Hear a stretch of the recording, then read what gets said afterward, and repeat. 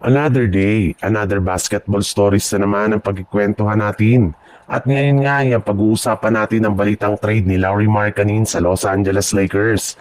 At ang balitang nagsama na nga daw ang bagong duo ng Golden State Warriors.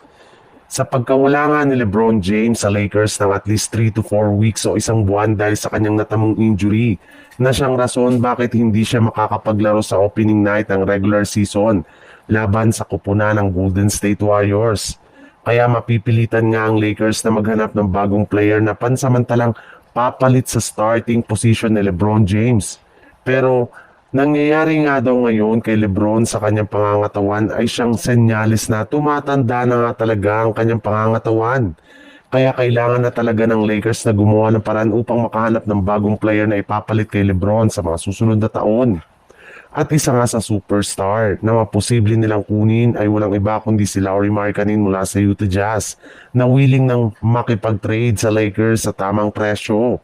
Mismong si Markkanen na rin naman nga nagsabi na kung meron man ngang isang team na gusto niyang susunod na paglaruan, eto nga ay walang iba kundi ang Lakers na matagal niyang gustong paglaruan simula na pumasok siya sa loob ng NBA. Sa ibang balita naman, simula nga nang kunin ng Golden State Warriors si Seth Curry ay hindi pa nga nila ito pinaglaro sa nakalipas na 2 game laban sa Los Angeles Lakers at Portland Trail Blazer.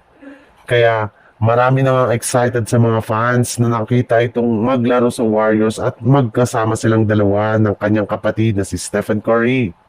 Pero hindi rin naman nga daw magtatagal at mangyayari na rin naman nga ito sa mga susunod na araw. Sa katunayan, sa isang open practice nga ginawa ng Golden State Warriors ay nagkasama na sa loob ng court ang magkapatid na sina Stephen Curry at Seth Curry, kung saan nagpalitan pa nga sila dito ng kanilang sariling jersey. Nagpaulan rin naman nga ang dalawang ito sa Warriors ng 3-pointer na siyang ikinatuwa ng gusto ng napakaraming mga fans since matagal na rin naman nga nilang gusto na makita simula nang sumali sa team si Seth Curry.